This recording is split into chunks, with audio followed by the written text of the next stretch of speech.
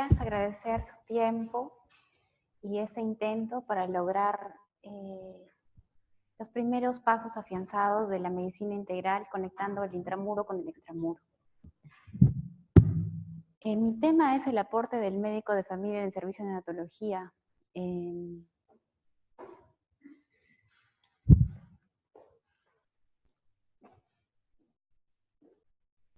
Bueno, los objetivos es reconocer los signos relacionados a la ganancia inadecuada de peso. Si tenemos un niño sano, supuestamente sin factores de riesgo, y lo vamos a seguir en adelante, cómo detectar los primeros signos de enfermedad, ¿no? Reconocer la ictericia inadecuada o criterios de hospitalización, reconocer los factores que integran el neurodesarrollo, el desarrollo neurológico, nutricional y el entorno favorable. Bueno, los centros de atención de salud deberían ser amigos de la madre y el niño y lograr un desarrollo sostenible. Si consideramos que el recién nacido es el producto de un entorno tan próximo como la madre, que puede estar sana físicamente, sin anemia, pero también puede ser un factor agreste, ¿no? Puede ser un embarazo no deseado, un embarazo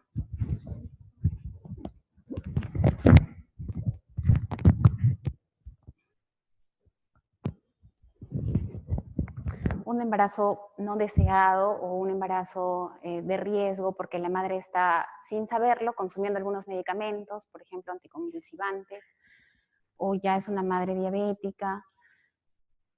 Y en el entorno próximo, ya sea el esposo, los cuidadores futuros de ese bebé, el trabajo, el centro de salud cercano, el hospital cercano, el país en el que se desarrolla de repente un país en guerra o con pobreza o con violencia contra la mujer, ¿no? Tantos otros factores que influencian en el neurodesarrollo del bebé y en el futuro ser que va a convertirse, ¿no? Un ser de repente productivo o de repente todo lo contrario, ¿no?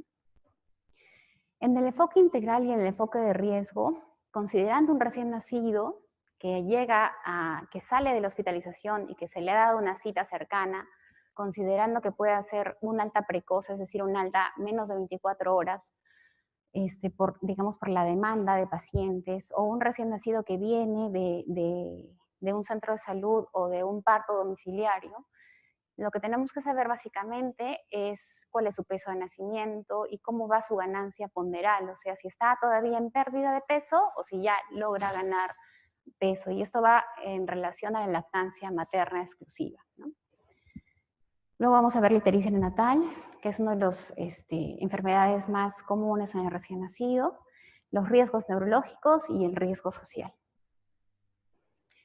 La vigilancia de la pérdida de peso, nosotros usamos, no, en realidad en el hospital existen normogramas, pero no los usamos. Estos dos figuras son la pérdida de peso que se da en un recién nacido por parto vaginal y por parto por cesárea. Se espera que sea mayor, esta línea roja señala el menos 10%, que en los partos por cesárea suelen ser, digamos, más prolongados, o se espera un porcentaje mayor al 10%. Básicamente lo que nos guía este cuadro es tanto a determinar los días límite. Si ustedes notan aquí es el cuarto día en el que ya se está cercano al 10% y igualmente en los partos vaginales. Entonces, la vigilancia de pérdida de peso, utilizamos un cálculo. Decimos si el peso de nacimiento en relación a hoy o el peso de hoy es negativo, es porque es menor al peso de nacimiento. Queremos saber si ese porcentaje de pérdida de peso ha llegado al 10%, lo ha superado o no. Si el peso de hoy está en positivo, quiere decir que el peso de nacimiento ya ha sido superado, ¿no? Entonces queremos calcular la ganancia vía. En el caso de que el peso sea negativo, el cálculo es el peso de nacimiento menos el peso de hoy por 100 entre el peso de nacimiento. Entonces nos da un porcentaje de pérdida de peso que idealmente no debería superar el 10% en un recién nacido sano, a término. Y si el peso es en positivo, nos quiere decir que tenemos que considerar idealmente el último peso registrado, que sería el peso del alta, ¿no? O tal vez la mamá ni bien dio a luz, a los 2 días fue al centro de salud, tenía un registro de peso. Entonces, entre ese peso y el peso de hoy, entre el número de días, calculamos la ganancia día. Sabemos que si el porcentaje de pérdida de peso es cercano al 10% y está, digamos, dentro de los 4 o 5 primeros días de vida, es considerado normal, ¿no? Pero nosotros ya tomamos decisiones a partir de este quinto día de vida, que puede iniciar una ganancia de peso si la lactancia es adecuada, si la lactancia materna exclusiva. ¿Qué consideramos además del porcentaje de pérdida de peso? Como son tan tiernos, en realidad los indicativos o signos son si ha defecado, si ha orinado, si está activo, si responde a los estímulos, ¿no? Entonces, si es que no orina ese bebé, es muy probable que esté con una situación hipernatrémica y que tengamos que hacer estudios de sodio. Si supera los 150 ya es un criterio de hospitalización, ¿no?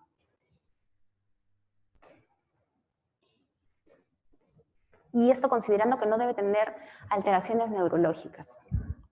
O sea, que es un bebé que, digamos, puede estar orinando una vez o 2 veces, pero que está activo. Entonces, ¿desde cuándo podemos intervenir? El día quinto de vida puede iniciar, como ya había dicho, la ganancia de peso. Entonces, podríamos esperar hasta el séptimo día ante un delta de peso cercano al 10%, pero que no supere el 10%. Y entre el quinto y el séptimo día podríamos decirle a la mamá, señora, estimule al bebé para que la lactancia tiene que ser libre de demanda, ponga al bebé a su pecho, no espere que el bebé llore, reconozca los signos precoces de hambre, no espere que existe un llanto de hambre y estrés para que el bebé va a demorar en agarrar el pecho, no lo deje dormir tanto, vigile las pis y, bueno, el pañal, ¿no? Y calcular la ganancia desde el último peso registrado. El séptimo día podíamos iniciar un cálculo aproximado a la ganancia hacia los 10 días. Quiere decir, si faltan 3 días para tener 10 días de vida y por día el bebé tiene que crecer 20 a 30 gramos de peso, si calculamos con el máximo 3 por 30 serían 90 y 3 por 20, que sería lo mínimo que debería ganar, serían 60. Entonces, con el peso de nacimiento, que supuestamente tiene que ser el mismo peso al nacer, esos 20 gramos más el peso de hoy, más 90 o más 60, ¿supera el peso de nacimiento o todavía se queda más atrás, ¿no? Entonces, nosotros ya tomamos decisiones, digamos, por consenso, porque evitamos de esta manera las hospitalizaciones o reingresos, simplemente con reforzar la técnica de lactancia y tal vez en algunos casos en que la succión no es tan adecuada, iniciar las relactaciones con leche materna, ¿no? Tenemos ya un equipo de salud, que es enfermería, y también los técnicos de enfermería, también los nutricionistas que están, digamos, al lado de nuestro consultorio y que lo que hacen es explicarle a la mamá cómo se hace la relactación, los horarios de relactación y cómo priorizar la leche materna, postergando la idea errónea de iniciar fórmula, ¿no? El control de peso más o menos cada 3 días, la mamá lo puede hacer en el hospital, pero la mamá lo puede hacer cercana a su casa, digamos, en el centro de salud, pesarlo diariamente, vigilar la ganancia día y la ganancia por semana, que deben ser 150 a 200 gramos por semana. Idealmente, si llega a nosotros, si tiene un delta de peso mayor a 10, pero se ve activo, está orinando bien, digamos, el primer día de vida debe orinar una vez, el segundo día debe orinar 2 veces y así progresivamente. Podríamos, de acuerdo a riesgo-beneficio, electrolitos en sangre, bilirrubina sérica y total y fraccionada. Si la fiebre si aparece porque es un signo de deshidratación, tendríamos que agregar a nuestro plan el protocolo de sepsis, ¿no? Y probablemente si es que el sodio está adecuado y hay fiebre, o sea, el sodio está a menos 150 y hay fiebre, se hospitaliza. Bueno, la lactancia materna es un capítulo muy grande, es una magia que ocurre entre la mamá y el bebé y a veces con el personal de salud.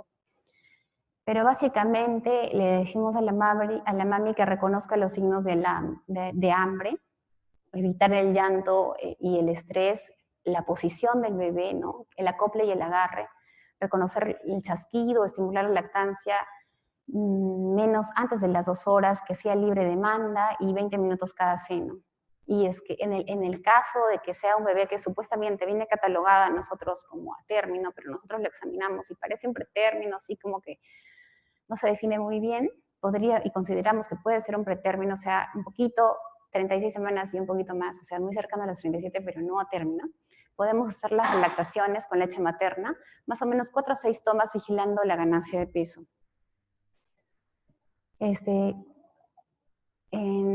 Para los que no han sido mamás, básicamente es decirle a la mami que sostenga al bebé, que reconozca cuando el bebé abre la boca, y lo que ella ve es la punta de su pezón. Entonces tiene que intentar meterlo cuando el bebé abre la boca, agarrando el seno, 4 dedos por debajo y 1 por encima, la punta del pezón dirigirla a la boca lo más pegado a la nariz. La mami no ve el labio inferior, pero si otra persona está viendo y le está ayudando, si hay un cuidador principal, puede ver que el labio inferior se vierte, ¿no? Y el bebé no realiza ningún sonido, no hay chasquido, el bebé se calma y se escucha el sonido de cuando el bebé está pasando. ¿Por qué 20 minutos cada seno? Yo diría que la mami tiene que entender que el bebé no se va a calmar tan rápido como ella espera, ¿no? Sucede que el organismo es tan milagroso que hay la colecistoquinina, que es un químico que en parte se libera gracias a que la mamá se relaja y inicia la lactancia más o menos entre los 15 minutos de iniciar el acople adecuado, genera una sensación de placer en el bebé. Entonces, muchas mamis no llegan a los 15 minutos y el bebé suelta el seno porque todavía no sabe succionar. Está en ese proceso de que a veces lo hace bien, a veces lo hace mal, o suelta el seno por alguna otra razón, porque tal vez está irritado, y la mami inicia la fórmula. Entonces, tratar de explicarle cómo tiene que ser postergar o retirar la fórmula del todo y quedarse con la leche materna. En algunos casos, que ya vienen los bebés de otros hospitales con uso de fórmula, y los retiramos progresivamente, básicamente para que la mami se dé cuenta que sí tiene leche, que puede sacarse la leche, que puede dejar el biberón, y siempre en el seno es la relactación. Bueno, vamos a pasar a la ictericia neonatal. En nuestro hospital tenemos un equipo que es no invasivo, que se coloca en piel, básicamente es en el esternón o en la región frontal, para dar un aproximado de la bilirrubina total. Si es un paciente nuestro, vigilamos cuánto fue la última bilirrubina transcutánea o sanguínea y en qué curva estaba. Hay distintas curvas. Nosotros no trabajamos cuando el bebé está enfermo, sino cuando está en riesgo de enfermar, y cuando normalmente damos las altas, están en riesgo intermedio bajo o riesgo bajo. Tenemos que conocer el grupo y factor de la madre y del recién nacido, buscando incompatibilidad. Básicamente es cuando la mamá es del grupo O y el bebé es AB, o la mamá es O negativo y el bebé es O positivo. Perdón, el grupo Rhesus negativo y el bebé es positivo. Si hay antecedentes, o sea, si es un bebé que tuvo buen Apgar, o que tuvo un Apgar bajo y se recuperó, digamos que es un buen antecedente para sospechar un poquito y tal vez pedir un examen, ¿no? Si hay antecedentes de acidosis metabólica, o sea, si a ese bebé encima se le hizo un AGA y apareció alteración en el AGA, si un bebé que la mami tuvo ruptura prematura de membranas, pero lo dimos de alta y está aquí en su segundo día de vida, si tuvo un cefalomatomo, fue un parto traumático y ese puede ser el origen de donde se están liberando los glóbulos rojos y está generando más ruptura de glóbulos rojos y más bilirrubina. Si el delta de peso supera el 10%, si es un bebé que ya viene después de 15 días y está muy ictérico, no ha ganado peso, puede ser un error del metabolismo, como la tirosinemia, la galactosemia, o si es un bebé con antecedente tal vez de mamá hipotiroidea, o que se le ve la fontanela más amplia o bastante letárgico y que puede ser un hipotiroidismo, ¿no? O una hipoliunemia, que es bastante alejado porque a veces no, por prevención cuaternaria, no tomamos la albúmina en el bebé. Que es muy importante saber si ha habido otros bebés o hermanitos o hijos de la mami que han tenido hiperbilirubinemia o han llegado a fototerapia o han tenido alguna enfermedad metabólica o hepática. Los signos de alarma, si tenemos un bebé amarillito, que es un recién nacido, menos de 2 días, que está bastante amarillito, letárgico, hipotónico, con pobre succión, probablemente se hospitalice, ¿no? Estos son los 4 síntomas y encima vómitos que son, digamos, nos indican una ictericia no solamente complicada, sino tal vez que ya tiene bastante tiempo, algo de cronicidad nos indica. Entonces, esta es la curva que usamos. Básicamente, Butani trabajó con estas curvas en niños de 36 semanas con más de 2 kilogramos o de 35 semanas con más de 2,500 y estableció en horarios y los niveles de bilirrubina. Entonces, si decimos que es un riesgo bajo, si está por debajo de esta curva verde, si está entre la curva verde y roja, decimos riesgo intermedio, y este riesgo intermedio se divide en riesgo intermedio alto, riesgo intermedio bajo, y en la curva de arriba, que es el riesgo alto. Bueno, cuando tenemos, y estas curvas se hicieron en base a percentiles. Si supera el percentil 95 es riesgo alto. Y corroboramos, digamos, es un bebé que tiene 24 horas y que tiene una bilis en 7, ya por aquí. Corroboramos esta bilis con el normograma para la fototerapia. Si es un bebé que es a término, no se corrige, pero si es un bebé que es, digamos, de 38 semanas, sin factores de riesgo, o menos de 38 semanas puede ir por acá, menos de 35 semanas también, y se corrigen. Normalmente si está a 2 distancias, a 2 cuadraditos o 2 milimoles de la curva de riesgo, podría ingresar a fototerapia, ¿no? Pero hay que ver otros factores, ¿no? De repente la velocidad en que asciende. Si tomamos una bilirrubina y la última ha estado en 6 y la anterior ha estado en 5.2 y dividimos entre el número de horas y nos da mayor a 0.2, es muy probable que este bebé vaya a entrar a fototerapia. Entonces es un criterio de hospitalización, tanto la velocidad de ascenso, en la curva que está siguiendo. Hay bebés que siguen esta curva muy pegadito, como que no se define entre el riesgo alto y el riesgo intermedio alto, y hay otros bebés que cambian desde un riesgo bajo hasta un riesgo alto, y hay bebés que se mantienen en una curva hasta el final, ¿no? Conforme van avanzando hacia los 15 días. Este es los valores que también se estableció por consenso de la guía NICE. ¿Qué tenemos que saber? Que hay 2 valores internacionales, ¿no? El milimol, micromol por litro y el miligramo por decilitro. Entonces, cada miligramo por decilitro equivale a 17.1. Lo usamos porque hay una app que se llama BiliApp, en el que ustedes colocan la edad gestacional, a qué hora se tomó la muestra y la muestra anterior, y siempre utiliza el micromol por litro. Y digamos que también es fiable, ¿no? Porque puede usarse en un niño pretérmino o a término, sobre todo si viene antes de las 24 horas. Ya. Y los valores de riesgo, o sea, si tenemos una bilis en menos de 24 horas de 5 ya nos dice que es ictericia. Y tenemos también, no sabemos por qué, pero la ictericia es cefalocaudal. Cuando es en cara es más o menos de 4 a 8, cuando es en tórax es el doble, 8 a 16. Y cuando ya llega a muslos, quiere decir que ya se va a generalizar, ¿no? Si es 5, hay que saber en qué tiempo es, ¿no? Si es en menos de 24 horas, hay que saber si está hemolizando o no. Para eso tenemos la lámina periférica y los reticulocitos, si están mayor a 6. Y si en la lámina periférica se ven las membranas, el glóbulo rojo que está muerto, o sea, los esfirocitos, esquizocitos, y otro signo también es que la velocidad ascienda bastante rápido.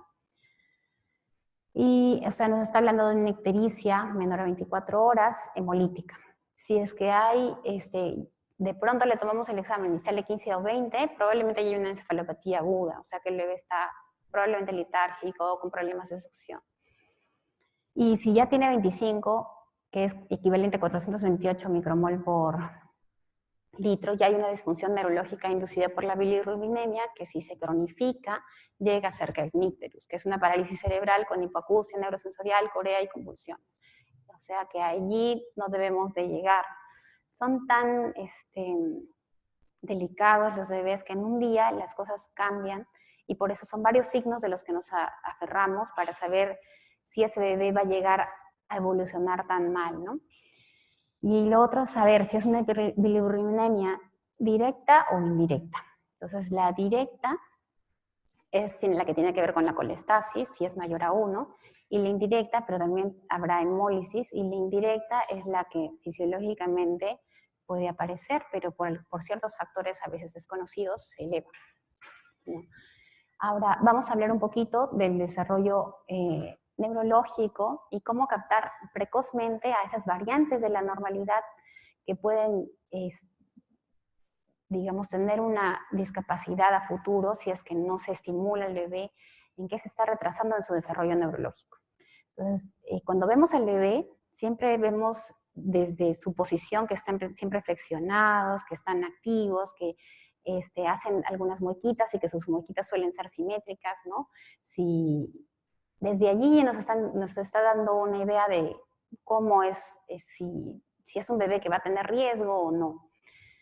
Desde que la mamá lo ingresa y lo coloca en la camilla, por así decirlo. Y vamos a ver en el examen, básicamente el tono, ¿no? El tono es agarrándole las manitos, 5 segundos en flexión, le estiran y regresan. Igualmente en los piecitos, ¿no? Le flexionan las rodillitas, 5 segundos, lo estiran y regresan. Y los reflejos primitivos, que protegen al recién nacido y dan tiempo a que el sistema nervioso central madure y pueda gobernar un comportamiento coordinado. Vamos a ver. Bueno, los reflejos son de búsqueda, moro, prensión, la marcha automática y el enderezamiento del dorso. Los bebés que normalmente tienen una longitud cercana a 51, puede variar hasta 53 centímetros. Y digamos, si es menos de 48, nos habla un poquito de restricción o pequeño, ¿no? Un peso aceptable es entre 2.500 a 4.000 y el perímetro cefálico 35 centímetros. Si es menos de 33, ya podemos hablar de una microcefalia, y si es más, básicamente de 37 o 38, ya ponemos en una hidrocefalia, ¿no? Pero tenemos que considerar otros aspectos, ¿no? Ahorita los vamos a tratar. El perímetro torácico, que también tiene que ser 2 a 3 centímetros inferior al perímetro cefálico, y el desarrollo neurológico está muy, digamos, lo evaluaríamos inicialmente y en adelante durante el primer mes con las tablas de Fenton, porque de acuerdo a la edad gestacional, si es un niño término 37, 38, 39, 40, 41, 42, podemos ver el perímetro cefálico y en qué percentil está. Ya, el reflejo, todos los reflejos son de protección, ¿no? Y el de búsqueda está desde que el bebé nace. Ni bien se le coloca contacto piel a piel, el bebé tiene el olfato desarrollado y es como que sabe y busca el seno de la mamá, ¿no? Y básicamente es colocando, ustedes pueden evaluarlo, ya sea colocando la manito del bebé cerca de la boca y el bebé va a girar, ¿no? Puede estar hasta los 3 o 4 meses. El reflejo de succión, que es cuando bueno, básicamente se evalúa si es que hay duda con otro bebé, en otro bebé que está sano. Se colocan guantes, colocan el dedo con el pulpejo hacia arriba tocando el paladar y comparan qué bebé succiona mejor que el otro, ¿no? Y este reflejo está hasta los 12 meses. El reflejo de deglución, que es cuando se le colocan líquidos en la parte de adelante de la lengua o en el dorso de la lengua y él puede jalar los líquidos hacia atrás. Y este se mantiene hacia toda la vida. El reflejo de succión es que cuando el bebé logra sacar la lengua y nosotros tocamos la lengua en la porción anterior, digamos, la termina de protruir, ¿no? Esto se mantiene hasta los 4 o 6 meses. Todos estos reflejos son muy importantes porque hay bebés que no se sabe la causa, a veces se relaciona la asfixia, a veces no. Demoran en aprender a succionar y pasar al mismo tiempo. Entonces se le explica a la mami que tiene que ser paciente, de que tiene que acoplar bien al bebé, insistir en la lactancia materna, y si el bebé a veces se desespera y no lo logra, que la mami se saque 20 minutos de cada seno su leche, guardando las medidas de bioseguridad, y que se la dé por relactación. El sentido más desarrollado se dice que es la audición, pero yo creo y estoy muy segura de que el bebé, ni bien tiene un buen agarre y la mami, el bebé logra extraer el calostro, las células de Merkel, generan en el cerebro una figura de la mamá, y eso hace que el bebé tenga un vínculo que se va manteniendo en el futuro hacia adelante. Así que yo creo que podríamos ver, ¿no?, qué sentido es más importante que otro. Todos están imbricados y trabajan juntos para el neurodesarrollo. Pero la audición es la más desarrollada. El bebé es capaz de reconocer por instinto el tono de voz. Entonces se les explica a las mamis que a los bebés no se les habla rápido, se les habla en un tono bajo, siempre con amor, ¿no? Porque reconoce la entonación, sobre todo en las consonantes. Entonces, si hay un sonido fuerte, el bebé debe abrir sus brazos, ¿no? Y eso les decimos sobresalto, y debe preferir la voz humana. Ahora, el tamizaje auditivo neonatal es universal, o sea, son 6 tamizajes que se hacen en el bebé, y uno de ellos es el auditivo. El desarrollo sensorial implica el desarrollo normal de la visión. El bebé puede ver objetos a 30 a 20 centímetros de la mami, o de su rango de vista, que justamente es la distancia que el bebé logra al estar acoplado al pezón, ¿no? Entonces, poco a poco va generando una figura de la mamá. Fija la visión ante un objeto que esté cerca a su línea de visión, frunce los párpados ante una luz intensa, también hace gestos, frunciendo el ceño, mira a su alrededor y deja de llorar cuando alguien se aproxima y le habla, o sea, combina sus sentidos, ¿no? Y prefieren los estímulos más complejos, prefieren siempre el rostro humano que cualquier otra figura. Los otros sentidos, por ejemplo el olfato, que el bebé desarrolla su olfato y logra reconocer el olor, digamos, de la axila de la mami, identifica el dulce, el ácido, el amargo. Entonces, hablamos de un neurodesarrollo cuando hay una interacción entre los sentidos. Sucede que hay un eje de la microbiota intestinal e hígado y un eje hacia el cerebro. Quiere decir que la leche humana es una magia, tiene demasiadas células de defensa, ácidos grasos que van a llegar a generar en el bebé un neurodesarrollo. Esas células grasas se van a ir al cerebro y a sus estímulos nerviosos, van a hacer que el estímulo sea rápido, o sea, el estímulo eléctrico viaje más rápido que otro niño que ha recibido fórmula o que no tiene la mami para que se dé ese calor y esa mezcla de sensaciones entre el auditivo, el táctil, el gusto, el olfato, para que ese bebé a futuro tenga digamos, una conducta diferente al de un bebé que no ha recibido lactancia materna. Y sea un ser exitoso, ¿no? Entonces, al hablar de riesgo social, ya sabemos que existen básicamente 3 ejes, ¿no? El entorno, que puede ser un entorno agreste, con estrés o sin estrés, o un entorno favorable, digamos, para la madre y el bebé. Los nutrientes, que idealmente serían la leche materna, porque es la que tiene mayores fuentes de hierro, porque tiene los nutrientes esenciales.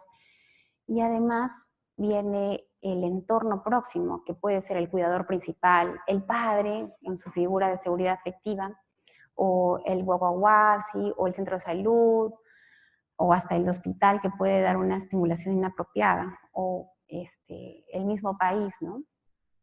A veces somos insensibles, o nos hemos la sociedad se ha insensibilizado a la mami que está cargando el bebé, más la maleta, más el otro hijo, más el mercado y las otras cosas cotidianas de la vida, ¿no?, que generan estrés, y ese estrés se transmite por la leche materna o desde el vientre y altera el desarrollo sensorial del bebé. O sea, nosotros le decimos estrés tóxico, bueno, lo llaman como estrés tóxico la sociedad médica, porque hace que el bebé tenga un desarrollo cerebral menor y las sinapsis se alteren. Eso es todo.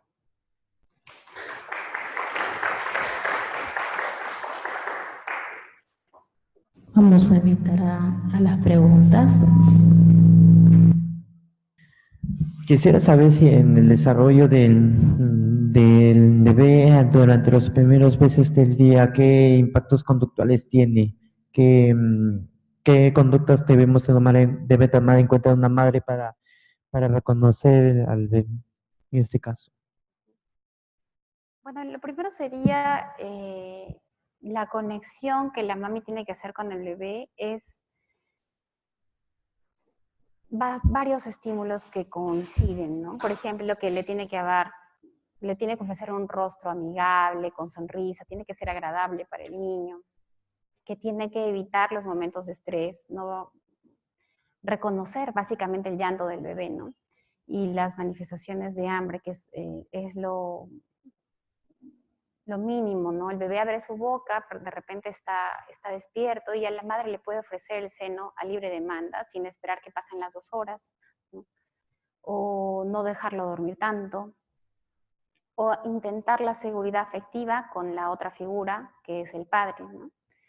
Hay algunos casos que la madre no está porque está hospitalizada y el papá hace ya sea el contacto precoz o las relactaciones con leche materna, porque hay un personal específico que le va y le extrae la leche materna. Reconocer los cuidados generales del bebé, ¿no? El primer cuidado general es el cuidado del área genital. Se le pide a la mami que básicamente no use nada químico, porque eso puede alterar la piel del bebé y generar irritación y un cambio en la conducta del bebé por irritabilidad, ¿no? Y llanto. La limpieza del cordón, que también puede generar problemas a futuros, ¿no? Como una onfalitis. El cargarlo, ¿no? El abrazarlo, el darle confort, ¿no? Y tal vez no abrigarlo mucho porque también el bebé se torna irritable porque empieza a tener problemas de piel. El masajearlo, porque le ayuda al bebé a eliminar gases, le da más confort, ¿no? Tal vez dentro de la estimulación táctil, el baño, ¿no? Es bastante, en la madre los primeros días le es bastante difícil, porque en nuestra realidad muchas madres no tienen agua, ¿no? Y si es transportar el agua caliente, riesgo de quemaduras. Idealmente deben tener un lugar donde puedan bañar al bebé. El baño es tipo ducha, agua que no es de sumersión, ¿no? Agua que cae y no se vuelve a usar. La vigilancia de los patrones de sueño, ¿no? Porque si hay una alteración en los patrones de sueño o en la respuesta ante algo de disconfort, pues puede señalar que hay algo más en el bebé, ¿no? Entonces la mamá tiene que aprender a reconocer desde los gestos, el llanto, los movimientos, ¿no? Del bebé, para guiarnos un poco y decirnos el bebé no está como antes, está diferente, qué es lo que le pasa, ¿no? Los bebés que están letárgicos son los de más cuidado, y los bebés que tienen dolor tienen frecuencias respiratorias elevadas, taquicardia, y pueden incluso tener algo creciendo, ¿no? Dentro de su cuerpo que esté alterando, que les esté generando dolor, ¿no? ¿Qué más podría ser? Los cuidadores principales. Hay muchas madres que pues no tienen un entorno favorable, la mujer en general tiene más horas de trabajo, no tiene un contrato, digamos, no está dentro de un régimen laboral estable, ¿no? Que le permita la hora de lactancia y el tiempo para sacarse la leche durante las horas de trabajo. Y es probable que el cuidador principal no esté manipulando bien la leche si es que no está bien entrenado, o que esté usando biberón en vez de la relactación al dedo, o las cucharitas, o el vasito, y esto está alterando la microbiota del bebé, o sea, su sistema de defensa intestinal, y esto a la larga genera disconfort, ¿no? O tal vez están usando el biberón y está generando disconfort en las encías y el bebé está más irritado. Lo que yo siempre les recomiendo a los papás es que la mamá está muy sobresaturada de las cosas, ¿no? Entonces debe llegar el papá y quitarle la ropa al bebé, revisarlo ajuiciosamente, ¿no? Algo se le puede estar pasando a la mamá. Muchas veces hay dermatitis de contacto y la mamá no se da cuenta porque es la parte que no llegó a ver, ¿no? Es de repente el dorso del bebé y tiene algunas lesiones, algunas ronchas, y justo el papá lo descubre y es en la noche. Entonces, en realidad no es solamente el bebé ni solamente el padre o la madre, es el entorno favorable para el desarrollo de un ser sano, ¿no? Físicamente y emocionalmente. Doctora, buenos días. Disculpe, mi pregunta es básicamente para que los médicos de familia de repente tengamos en cuenta estos aspectos o factores, ¿no? ¿Cuáles serían los factores que contribuyen más a que después de que se le da el alta a la madre y a su bebé, retornen o cuáles son esas causas que permiten el ingreso hospitalario de estos bebés, ¿no? Y que de repente deberíamos siempre tener en cuenta para que no se nos pase por alto algún retraso de algún diagnóstico, ¿no? Bueno, es una concadenación de cosas. Lo primero es que si no hubo contacto precoz exitoso, ¿no? Mayor a 1 hora, el bebé probablemente no va a aprender a succionar tan rápido como lo haría otro bebé, el bebé que sí hizo contacto precoz, ¿no? Si la mami le dieron de alta muy pronto y a pesar del alta precoz, perdón, a pesar del contacto precoz, es muy probable que regrese si es que no continúa la lactancia materna a libre demanda, ¿no? Y también si hay otros antecedentes, como otro hermanito que hizo ictericia, probablemente ese bebé también haga ictericia. Si hubo otro bebé con un trastorno o un error innato del metabolismo, probablemente ese bebé también necesite desde antes de que se vaya de alta, de acuerdo al riesgo, porque nosotros lo catalogamos como alto, mediano, o bajo. Bueno, no hay bajo, ¿no? Pero si es moderado, un bebé que está supuestamente bien y lo podemos ir dando de alta, pero que podría regresar, probablemente regrese por ictericia o por hiponatremia. O sea, que por alguna razón, no es que la mami tal vez no tenga leche, sino que está postergando la lactancia, le está dejando dormir muchas horas, y el bebé, cuando digamos, succiona, se queda dormido durante la lactancia o a veces lo hace bien o mal, ¿no? Las principales causas son la ictericia y la hiponatremia, ¿no? Las otras causas son las de sepsis, que son mayores, si es que es una sepsis, digamos, de vertical, se da antes de las 24 horas, o si es una sepsis horizontal, o sea que el bebé se contagió después del parto, pero muy cercano al parto, va a venir después de las 24 horas, 72 horas, ¿no? Seguramente va a venir febril, taquipneico, sin poder lactar porque está respirando muy rápido. Lo otro que puede hacer, no hay ninguna alta que se da si el bebé no defeca, ¿no? Y si él no está bien examinado.